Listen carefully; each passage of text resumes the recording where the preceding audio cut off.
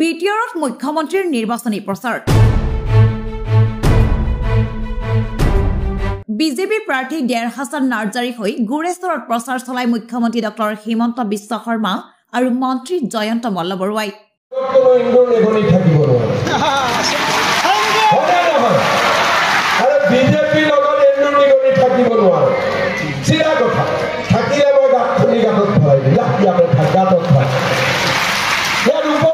মুখ্যমন্ত্ৰীৰ প্ৰচাৰ অভিযানৰ পিছতে উৎসাহী গুৰেশ্বৰৰ বিজেপি প্ৰাৰ্থী ডেৰ হাছান নাৰ্জাৰী নিৰ্বাচনী প্ৰচাৰ সভাত হাজাৰ হাজাৰ লোকৰ সমাগম দেখি গুৰেশ্বৰত বিজেপিৰ বিজয় নিশ্চিত বুলি দাবী কৰে ডেৰ হাছান নাৰ্জাৰীয়ে এটা আমাক এবাৰ ৰান্ধিব দিয়ক খানাটো কেনেকুৱা আপোনালোকে একবাৰ চাই লওক একবাৰ মাত্ৰ চাওক আৰু আপোনালোকে দেখিব যে কোনো সমস্যা নাথাকিব আমি সকলো সমস্যা একেলগে সমাধান কৰিম শ্ৰদ্ধাৰ ৰাইজ আপোনালোকে বিজেপিক ভোট দিব কিহৰ চিনত ভোট দিব কিহৰ চিনত ভোট দিব আৰু বিজেপিৰ চৰকাৰ বনোৱাত আপোনালোকে সহায় কৰিব গুৰেশ্বৰবাসীৰ ৰাইজৰ সৈতে প্ৰতি মুহূৰ্তত কাম কৰি যোৱাৰ আশ্বাসেৰে আগন্তুক নিৰ্বাচনত বিজেপিক ভোটদানৰ বাবে আহ্বান জনাই ডেৰ হাছান নাৰ্জাৰীয়ে গুৰেশ্বৰ পৰিষদীয় সমষ্টিৰ বৰখুলিত বিজেপি প্ৰাৰ্থী ডেৰ হাছান নাৰ্জাৰীৰ নিৰ্বাচনী সভাত লোকে লোকাৰণ্য হৈ পৰে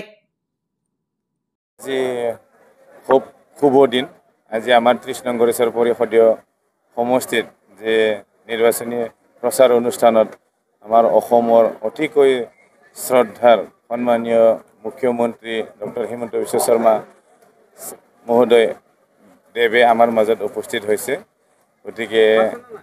আজি গুৰেশ্বৰ ৩০ নং গুৰেশ্বৰ পৰিষদীয় সমষ্টিৰ বাবে আজি খুব শুভ লক্ষণ কিয়নো আজি ৩০,০০০তকৈ অধিক আমাৰ কাৰ্যকৰ্তা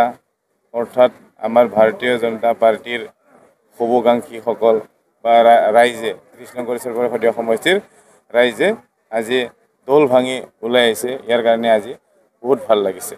যিটো পৰিৱেশ আৰু যিখিনি কাম কৰি আছোঁ আমি পাৰ্টিৰ হৈ গতিকে সকলো আপডেট আমাৰ সন্মানীয় মুখ্যমন্ত্ৰী মহোদয়ে লৈ থাকে গতিকে তেখেতে আজি যি কথা আৰু যি আজি পৰিৱেশ সেইটোৰ লগত মিলা কাৰণে আমাৰ সন্মানীয় মুখ্যমন্ত্ৰী ডক্টৰ হিমন্ত বিশ্ব শৰ্মা দেৱে আজি গ্যাৰাণ্টি দিছে যে ৩০ নং গুৰেশ্বৰ পৰিষদীয় সমষ্টিৰ জয় লাভটো নিশ্চিত আজি উপস্থিত শ্ৰদ্ধাৰ ৰাইজসকল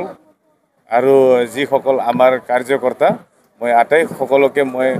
বহুত বহুত ধন্যবাদ জ্ঞাপন কৰিছোঁ আজি এই ৩০ নং গুৰেশ্বৰ পৰিষদীয় সমষ্টিৰ যে বৰখুলি ষ্টেডিয়ামত উপস্থিত হৈ আজি যি কাৰ্যসূচীটো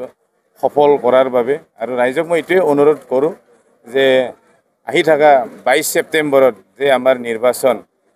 বিটিচিৰ যে নিৰ্বাচন হ'ব সেইদিনাখন সকলো ৰাইজে যাতে মোক পদুম ফুলৰ চিনত ভোট দি জয়যুক্ত কৰে যেন ৰাইজে মোক যেতিয়া বিচাৰে তেতিয়াই মই ৰাইজৰ ওচৰত সদায় থাকিম নিউজ ডেস্ক ৰিপৰ্ট 24 নলবাৰী।